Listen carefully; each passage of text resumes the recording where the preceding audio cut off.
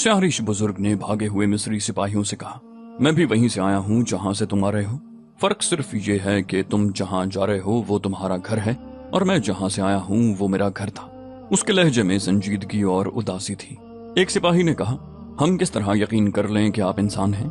हम आपको आसमान की मखलूक समझ रहे हैं। स्याहरिश बुजुर्ग ने कहा, मैं इंसान हूँ और ये दोनों मेरी बेटियां हैं। मैं भी तुम्हारी तरह रमल्ला से भाग कर आ रहा हूँ। अगर मेरा पीरो मुर्शद मुझ पर करम न करता तो सलीबी मुझे कत्ल कर देते और मेरी इन दोनों बेटियों को अपने साथ ले जाते। ये मेरे मुर्शद के मजार की बरकत है। मैं रमल्ला का रहने वाला हूँ। लड़कपन से मजहब का इल्म हासिल करने का शौक था। मैंने मस्जिदों में इमामों की बहुत खिदमत की और उनसे इल्म हासिल किया। खुदा अपने रसूल सल्लल्लाहु अलैहि वसल्लम के मजहब के परिस्तारों पर बहुत करम नवाजी करता है। एक रात मुझे ख्वाब में इशारा मिला कि बगदाद चले जाओ और वहाँ के खतीब की शागिर्दी में बैठ जाओ। मैं पैदल चल पड़ा। मेरे पास कुछ भी नहीं था। माँ बाप बहुत गरीब थे। छोटा सा मशकीज़ा भी मेरे नसीब में नहीं था कि मैं रास्ते के लिए पानी साथ ले जाता। इल्म का इश्क मुझे घर से निकाल ले गया। सबने कहा कि ये लड़का रास्ते में मर जाएगा। मेरी माँ बहुत रोई थी और मेरा बाप भी बहुत रोया था, मगर मैं चल पड़ा। दिन के वक्त प्यास और भूख मेरी जान निकाल लेती थी। शाम के बाद जब मैं इस उम्मीद पर कहीं गिर पड़ता था कि मर जाऊंगा, मेरे करीब पानी का एक प्याला और खाने के लिए कुछ न कुछ रखा होता। पहली बार मैं बहुत डर गया। मैं इसे जन्नात का धोखा समझता था, लेकिन रात को ख्वाब में इशारा मिला कि ये किसी मुर्शद की करामत है। मुझे ये पता न चला कि वो मुर्शद कौन है और कहाँ है। मैं खा पी कर गहरी नींद सो गया। सुबह उठा तो वहां प्याला भी नहीं था और जिस चंगेर में रोटियां थीं वो भी नहीं थी। बगदाद पहुंचने तक रास्ते में 2 नए चांद तुलू हुए। बहुत लंबा सफर था। हर रात मुझे प्याले में पानी और चंगेर में खाना मिलता रहा। बगदाद में जामे मस्जिद के खतीब ने मुझे देखा तो मेरी गरज सुने बगैर बोले कि मैं तुम्हारी राह देख रहा हूँ। वो मुझे अपने हुजरे में ले गए। मैं ये देखकर हैरान रह गया कि वहां एक चंगेर पड़ी थी और उसमें एक प्याला रखा था। खतीब ने पूछा कि तुम्हें हर रात खाना और पानी मिलता रहा है? मैंने जवाब दिया कि हाँ, मिलता रहा है, मगर मैं हैरान परेशान हूँ कि ये चंगेर और प्याला मुझ तक हर रात कौन ले जाता और वापस लाता रहा है।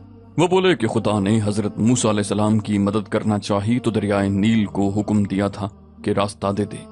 दरिया का आगे का पानी आगे और पीछे का पानी पीछे रह गया और खुश्की की इस गली से हजरत मूसा अलैहिस्सलाम निकल आए थे।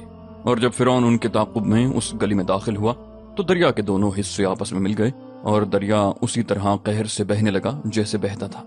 फिरौन गरक हो गया। खतीब मुकर्रम ने कहा कि हम उसकी ज़ात किताबें हैं जिसने हमें पैदा किया है और जो हमें बारी बारी इस दुनिया से उठाता है। उसका जो बंदा उसके इल्म के इश्क से दीवाना होता है जैसे तुम हो, उसे वो सहराओं में प्यासा नहीं मरने देता और दरियाओं में डूबने नहीं देता। उसकी ज़ात बारी ने मुझे इशारा दिया कि हमने अपने एक बंदे के लिए महीनों के फासले और इन फासलों की सोबतें मिटा दी हैं।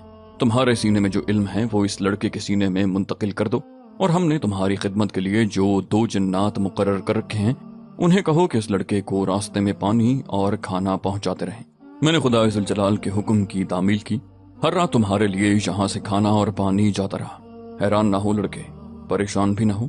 बहुत कम खुश नसीबों के दिलों में इल्म का चिराग रोशन होता है जिसकी ख्वाहिश तुम लेकर आए हो। इरादा नेक हो, दिल में अल्लाह की खुशनूदी की ख्वाहिश हो तो जिन्नो इंस गुलाम हो जाते हैं। एक सिपाही ने पूछा, क्या जिन्नात आपके गुलाम हैं? उसने जवाब दिया, वो नहीं, मैं उनका गुलाम हूँ। कोई किसी को गुलाम नहीं बना सकता। हम सब एक खुदा के एक जैसे बंदे हैं। ऊंचा और नीचा अमीरी और गरीबी से नहीं होता। ईमान की पुख्तगी और कमजोरी से इंसानों की दर्जाबंदी होती है। उसकी बातों में ऐसा तासुर था जिसने सबके दिलों को मोह लिया और सब दम बखुद होकर सुन रहे थे। फिर उसने कहा, बगदाद के खतीब ने मेरी रूह को इल्म से रोशन कर दिया। उन्होंने मेरी शादी भी करवाई। वहीं मेरी ये दोनों बच्चियां पैदा हुईं। मैंने बहुत चिल्ले किए और कुदरत के कारखाने के 2-3 राज पा लिए। तब एक रात मेरे खतीब ने कहा कि अब जा और उनकी खिदमत कर जो इल्म अपने साथ कब्रों में लिए अबदी नींद सो रहे हैं। उन्होंने मुझे वापस अपने घर रमल्ला चले जाने का हुक्म दिया। 2 ऊंट दिए, ज़ादे राह दिया और कहा कि गुनाह का कभी ख्याल भी दिल में न आने देना। रमल्ला पहुंचोगे तो एक रात तुम अपने इरादे के बगैर उठकर चल पड़ोगे। शायद तुम्हें बहुत दूर जाना नहीं पड़ेगा। तुम्हारे कदम अपने आप रुक जाएंगे। वो एक मुकद्दस जगह होगी। उस जगह को अपना आस्ताना बना लेना। मगर मुझे एक वक्त जो अभी मुस्तकबिल की तारीकियों में छुपा हुआ है नजर आ रहा है कि गुनाह होंगे और तुम्हें दूसरों के गुनाहों की सजा मिलेगी। शायद तुम्हें हिजरत करनी पड़े।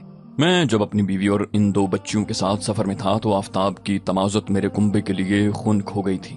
ہمیں اس جگہ سے بھی پانی مل جاتا تھا جہاں کی ریت کے ذرے پانی کی ایک بوند کو ترستے جلتے انگاروں کے شرارے بن کر اڑتے رہتے ہیں۔ میں رم اللہ پہنچا تو میرے والدین مر چکے تھے۔ میری بیوی نے اجڑے ہوئے گھر کو آباد کیا۔ میں علم و دانش کے سمندر میں غوطے لگاتا رہا۔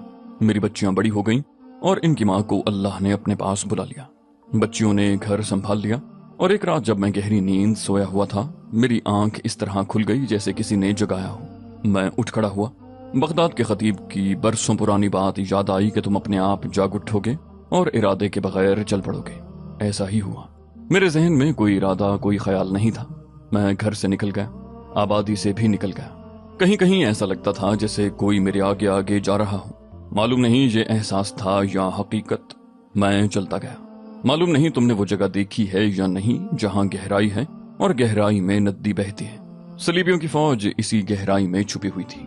میں نے سنا تھا کہ سلطان صلاح الدین ایوبی کو زمین کی آخری تہ میں چھپا ہوا دشمن بھی نظر آ جاتا ہے، مگر وہاں اس کی آنکھوں پر خدا نے ایسی پٹی باندھی کہ اسے یہ بھی معلوم نہ ہو سکا کہ وہ خود کہاں ہے۔ صلیبی فوج تمہاری فوج کو پھندے میں لا کر گہرائی میں سے نکلی اور حملہ کیا، اور تمہارا جو حال ہوا وہ تم جانتے ہو۔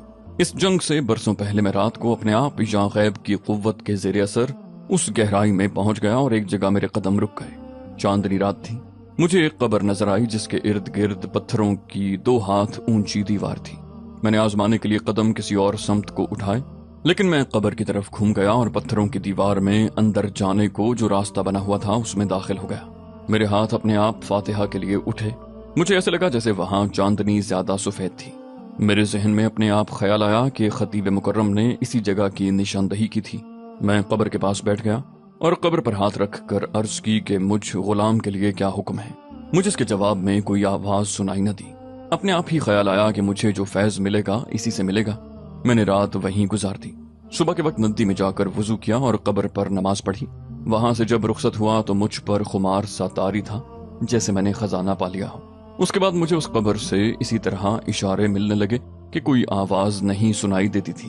میرے دل میں کوئی بات آتی جو میرا یقین بن جاتی۔ میں نے قبر کی دیواریں اونچی کر کے اوپر گنبد بنوا دیا۔ میں دور دور تک گیا، حلب اور موصل کے علاوہ بیت المقدس تک گیا۔ اب کچھ عرصے سے مجھے اس مزار سے جو اشارے مل رہے تھے وہ اچھے نہیں تھے۔ یہ جس برگزیدہ انسان کا مزار ہے اس کی روح تڑپتی محسوس ہوتی تھی۔ قبر پر میں نے سبز چادر ڈالی تھی۔ ایک رات چادر پھڑپھڑائی۔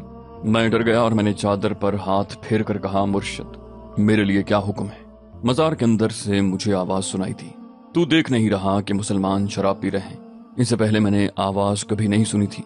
اس نے مجھے کہا کہ میں مسلمانوں کو شراب کی تباہ کاریوں سے خبردار کروں۔ میں نے حکم کی تعمیل کی، لیکن شراب پینے والے عمرا اور حاکم تھے جن کے کانوں تک میری آواز نہ پہنچ سکی۔ پھر ایک رات قبر کی چادر نے پھڑپھڑا کر مجھے بتایا کہ مصر سے آئی فوج مسلمانوں کی آبادیوں میں مسلمانوں کے ساتھ وہی سلوک کر رہی ہے جو صلیبی فوج کیا کرتی ہے۔ اس وقت سلطان صلاح الدین ایوبی کی فوج دمشق میں بھی تھی اور دمشق سے حلب تک اور وہاں سے رم اللہ تک جگہ جگہ موجود تھی۔ اس فوج کے کمانداروں نے جس مسلمان گھرانے میں کوئی قیمتی چیز اور رقم دیکھی اٹھا لے گئے۔ انہوں نے پردہ نشین خواتین پر دست درازیاں کی۔ ان کی دیکھا دیکھی سپاہیوں نے بھی لوٹ مار اور آبرو ریزی شروع کر دی۔ یہاں تک پتہ چلا کہ سالاروں اور کمانداروں نے مسلمان لڑکیاں اغوا کر کے اپنے خیموں میں رکھی ہوئی ہیں۔ مزار سے مجھے حکم ملتا تھا کہ میں سلطان ایوبی کے پاس جاؤں اور اسے بتاؤں کہ یہ فوج خلافت بغداد کی ہے، مصر کے فرعونوں کی نہیں۔ اگر فوج نے یہ گناہ جاری رکھے تو اس کا حشر فرعون موسیٰ جیسا ہوگا۔ اس وقت سلطان ایوبی حلب کے قریب خیمہ زن تھا۔ میں اتنی لمبی مسافت طے کر کے اسے ملنے گیا تو اس کے محافظوں نے مجھ سے پوچھا کہ تم سلطان سے کیوں ملنا چاہتے ہو؟ میں نے بتایا کہ میں رم اللہ سے آیا ہوں اور ایک پیغام لایا ہوں۔ انہوں نے پوچھا کہ پیغام کس کی طرف سے ہے؟ میں نے بتایا کہ جس نے پیغام دیا ہے وہ زندہ نہیں۔ محافظوں نے قہقہا لگایا اور ان کے کماندار نے بلند آواز سے کہا کہ آؤ تمہیں ایک پاگل دکھاؤں، کہتا ہے قبر سے سلطان کے لیے پیغام لایا ہوں۔ ایک نے کہا یہ شیخ سنان کا بھیجا ہوا فدائی ہے، سلطان کو قتل کرنے آیا ہے، اسے پکڑ لو۔ کسی نے کہا صلیبیوں کا جاسوس ہے، اسے قتل کر دو۔ میں نے گرفتاری سے بچنے کے لیے یہ ظاہر کیا کہ میں پاگل ہوں اور میں وہاں سے بھاگ آیا۔ میں نے اپنی آنکھوں دیکھا کہ سلطان کے محافظوں کے ایک خیمے میں 2 لڑکیاں بیٹھی ہوئی تھیں۔ ایک سپاہی نے کہا ہم نے اپنی فوج کے ساتھ کوئی عورت نہیں دیکھی۔ سیاہریش نے کہا کیا تم اس وقت سے فوج کے ساتھ ہو جب یہ دمشق گئی تھی؟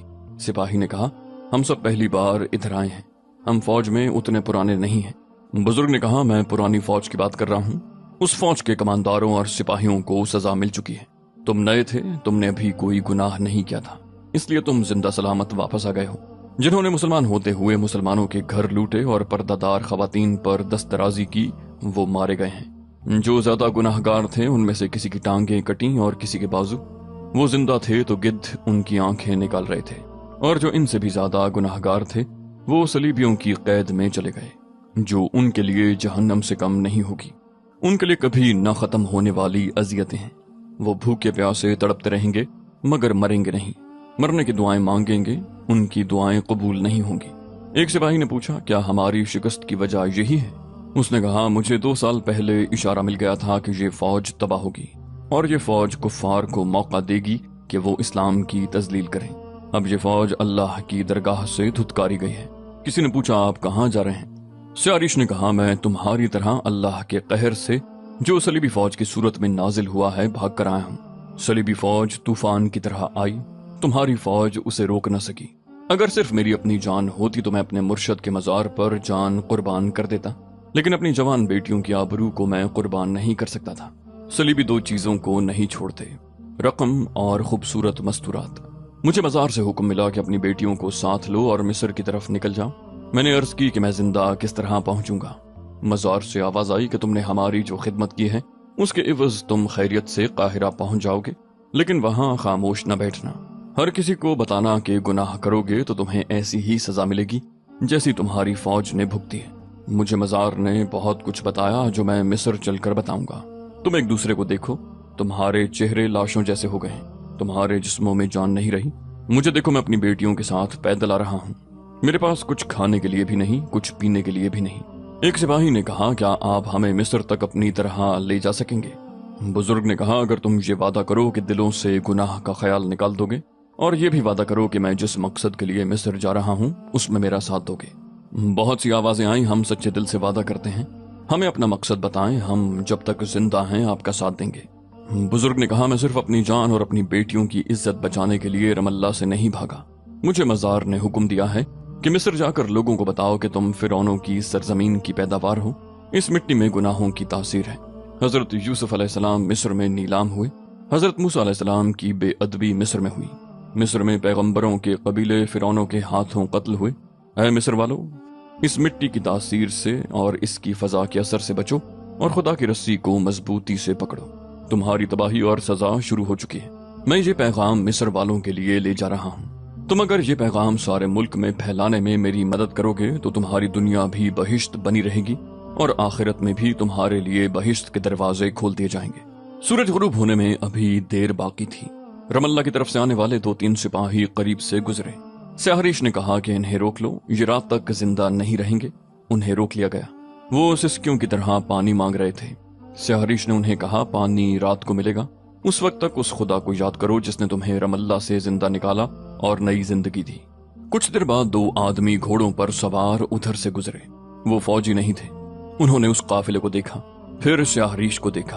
उन्होंने घोड़े रोक लिए, कूद कर उतरे, घोड़ों को वहीं छोड़कर दौड़े आए। दोनों ने सियारिश के सामने सजदा किया, फिर उसके हाथ चूमे और पूछा, ऐ मुर्शद, आप कहाँ? उसका जवाब सुनकर उन दोनों सिपाहियों को बताया कि वो कितने खुशनसीब हैं कि अल्लाह की भेजी हुई इस बुजुर्ग बरतर शख्सियत का साथ इन्हें मयस्सर आ गया है। उन्होंने ये भी बताया कि सियारिश ने 1 साल पहले बता दिया था कि मिस्र की गुनाहगार फौज इस मजार के इलाके में आ गई तो तबाह हो जाएगी। सियारिश ने कहा, इधर उधर देखो, जहां कहीं कोई भूला भटका मिस्री इस तरफ आता नजर आ जाए उसे यहाँ ले आओ। रात को यहाँ कोई भूखा और प्यासा नहीं रहेगा। गुजरने का यही एक रास्ता था, बाकी तमाम इलाका टीलों का था और ये वसी इलाका था। इसके अंदर जाना बेकार था। बाहर से ही पता चल रहा था कि यहाँ पानी का नामो निशान नहीं। सबको मौत नजर आ रही थी। मिस्र की सरहद अभी बहुत दूर थी। ये लोग सहारे ढूंढ रहे थे। वो सियारिश के आगे बिछे जा रहे थे। उसकी हर एक बात उनके दिलों में बैठ गई थी, मगर प्यास की शिद्दत से 2-3 सिपाही गशी की हालत में चले गए।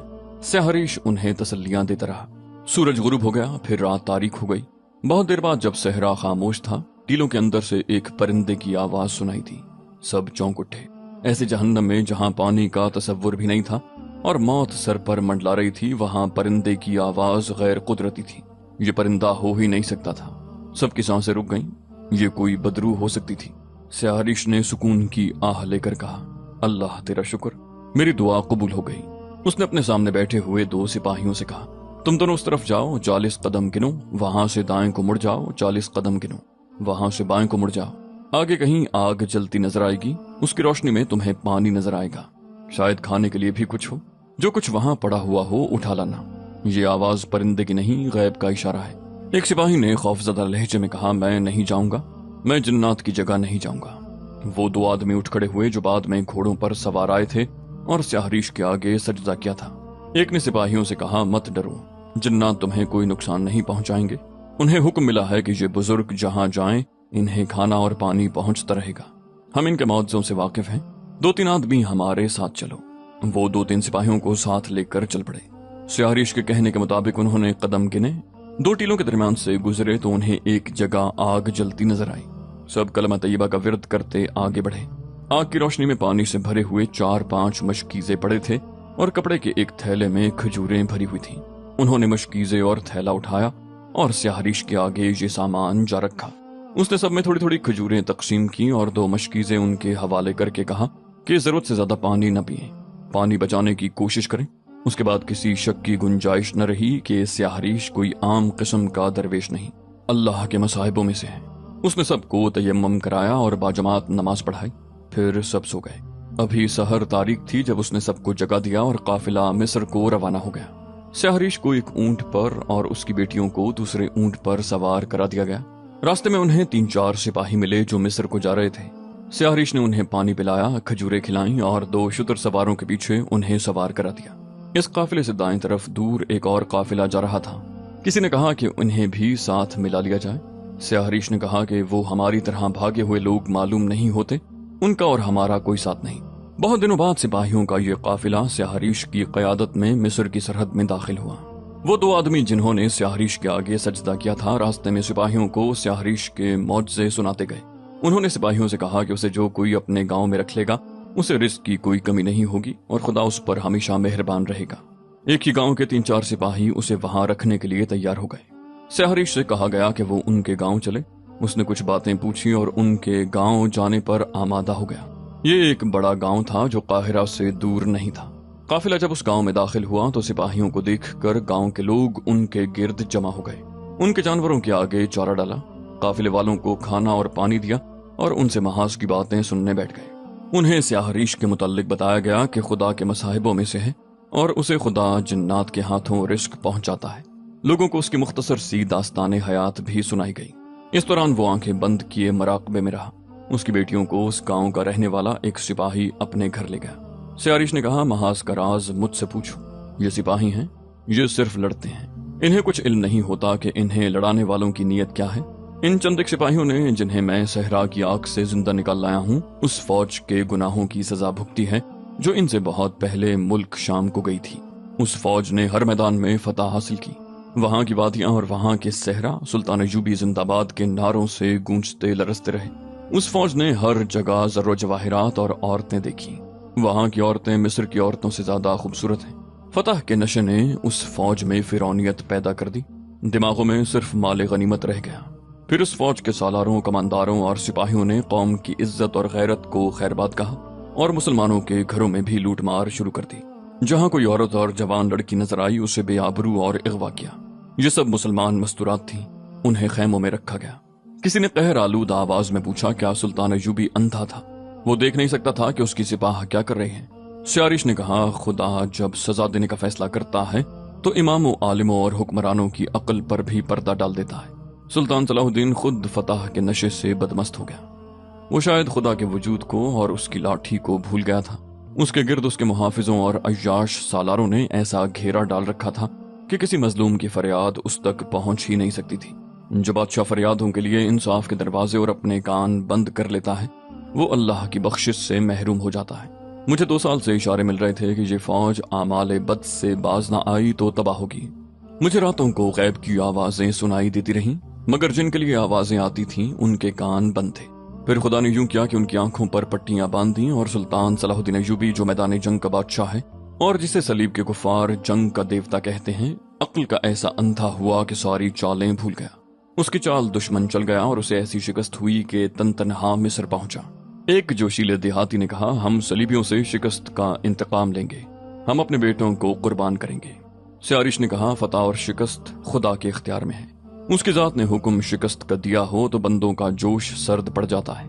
میں بھی اسی لیے یہاں آیا ہوں کہ مصر کے بچے بچے کو شکست کا انتقام لینے کے لیے تیار کروں، لیکن سزا کا وقت ابھی ختم نہیں ہوا۔ تم اگر اپنے بیٹوں کو فوراً فوج میں بھرتی کرا کے محاذ پر بھیج دو گے تو وہ مریں گے اور شکست کھائیں گے۔ ہر عمل کے لیے ایک وقت مقرر ہوتا ہے، وہ وقت ابھی دور ہے جب شکست کو فتح میں بدل دو گے۔ سب سے پہلے خدا کو یاد کرو، اس سے اپنے ان بیٹوں کے گناہوں کی بخشش مانگو جنہیں تم نے ملک شام میں بھیجا تھا۔